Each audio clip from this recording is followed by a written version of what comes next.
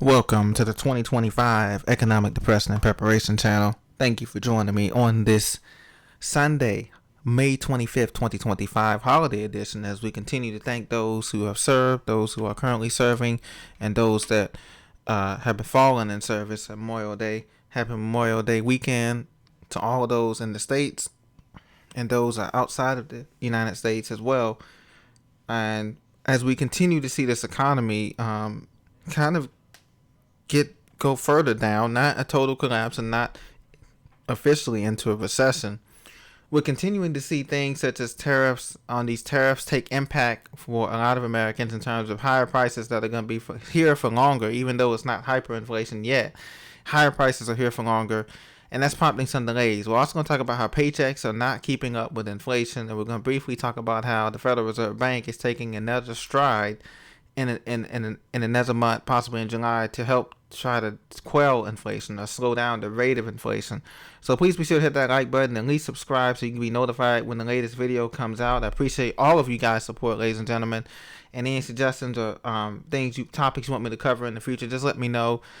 Wherever I am, I'll definitely answer your questions and get back to you or do a video on it if you choose to have that done. So let's get right into it. So CNBC.com reported today that Trump delays 50% tariffs on EU to July the 9th. So he's pushed back the deadline. However, jitters are still felt on Wall Street and on Main Street, as most people know that these higher prices for longer are here on stuff such as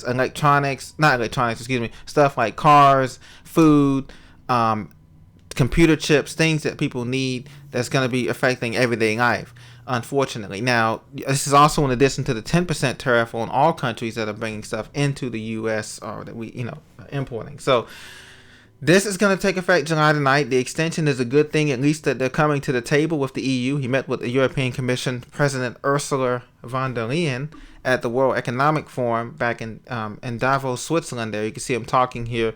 Our president is negotiating. President Trump is doing the best he can.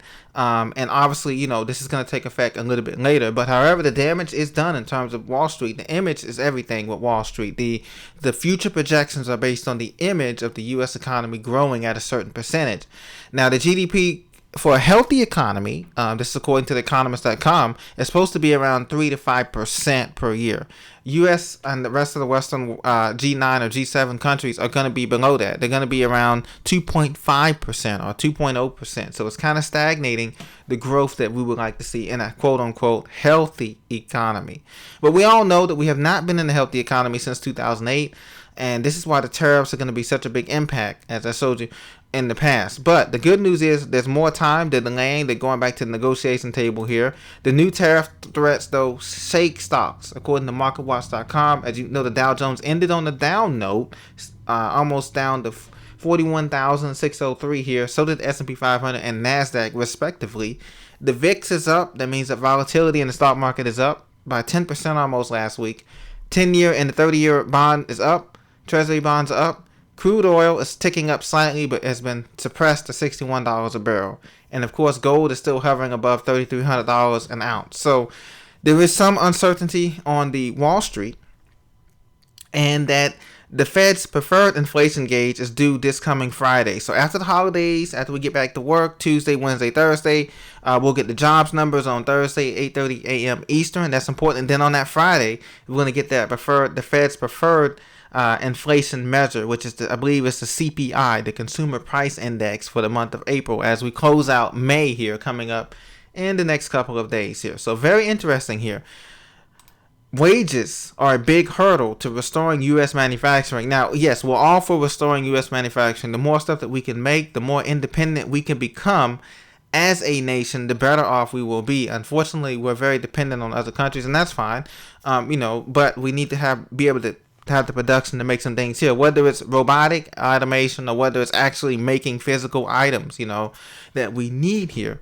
So, but the problem is that the payment, the companies, the big companies that are, controlling, probably the big 8 or big 7 companies that are controlling a lot of the manufacturing don't want to pay workers benefits.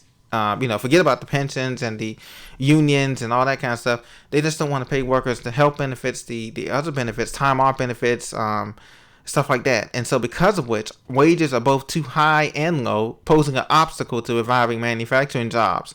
So you can't come bring a worker in for $30 or $35 an hour, $40 an hour. It's just not going to happen in this type of setup in the economy that we're in now. U.S. manufacturing workers are paid well, quote, compared to those in other countries. So we already make more than the average compared to other countries in Europe or possibly in of course in Africa and South America and Asia. So meaning companies have to build more automated, more expensive plants to remain competitive that they set up shop in the U.S. In other words, they have to make the plant half robotic and half human workers, with less human workers. Same thing they did with the grocery stores where they had the self-checkouts that are now magically disappearing in some stores. You guys might have seen that. So at the same time, wages in manufacturing are low compared to other industries, so employers struggle to attract workers. So it's a catch-22 here. So manufacturers will have to find 22, quote, million new workers to restore manufacturing to its peak, when 22% of all jobs were in manufacturing, but there are only 7.2 million unemployed workers in the U.S. Well, another caveat to this is that people want to work. Americans want to work, regardless of your class, your race, your social background, your religion. Americans want to work. That part is pretty clear. The problem is that, like I said, the owners and other people don't want to pay a livable wage. That's just the truth of the matter. And this is just not only on the West Coast or the East Coast. This is in the Midwest. This is in the Southwest. This is in the Pacific Northwest and whatever, Upper Midwest, Northeast. They don't want to pay a livable wage. So we've gotten to a point now where the cost of everything is so high that it's hard to get a livable wage out of a manufacturing job, because the time you put into it, the amount of hours you put into it, whether it's 10 or 12 hours, or you do 4 10s, or you do 5 9-hour days and 1 8-hour day. It's just not enough time in the day to get the production level up as it was in the past on these assembly lines. And so U.S. wages are higher than elsewhere in the world, but it balances out because the cost of living in the U.S. is higher than anywhere else in the world, besides a few countries, in Europe, and a few countries outside of that, a few islands and stuff like that. So, if we bring the jobs back, just realize that the wages are going to be down, suppressed. If we bring the jobs back, we're going to be kind of like in not a so-called socialist thing, but the wages are going to be lower, okay? And manufacturing is not coming back. If we bring all the human manufacturing jobs back, it's still going to take about 10 years for that to happen. So you're looking at 2035 if we go back to the quote-unquote old America. If we went straight back to that, and the wages are going to be suppressed. So instead of paying someone $35 an hour to do some type of sophisticated manufacturing job, computer chip job, that's going to be reduced down to, let's say, $26, $25 an hour. And I don't know, unless the cost of living comes down, or if there's some kind of UBI by that time, universal basic income, then that will work. But if not, it's not going to work the way we think it's going to work. So a whole new system is going to be in order here. We will see what happens. Nobody knows. Nobody has a crystal ball. Yahoo Finance, they said that Fed is going to take in stride another month to tame inflation. So we know that they're going to come with another plan to help tame this inflation, so people won't think it's going to be going to a hyperinflation here when they have to print out money coming up probably end of this year or next year. They're going to print out some kind of package. They won't call it a stimulus package. It'll be some kind of American rescue plan or whatever you want to call it. But you know it's coming. So right now you can see inflation cooled at the start of the second quarter here. We're in the second quarter of this economy here of the year as we head towards June. And it has only been growing about half a percentage point right now. The change in spending, the core personal index, the price index, has only been growing about 0.2%, where it had been going up almost half percentage point since 2022 and 2023 when we were in the throes of this pandemic. But since we're post-pandemic, as they say in the media, we have been coming down to about inflation going to about 0.2% every month now. So it's starting to come down, but it's still growing. And that's the key point that many people realize.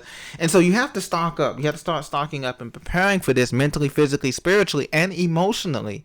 Because like I said, it's a marathon, not a sprint.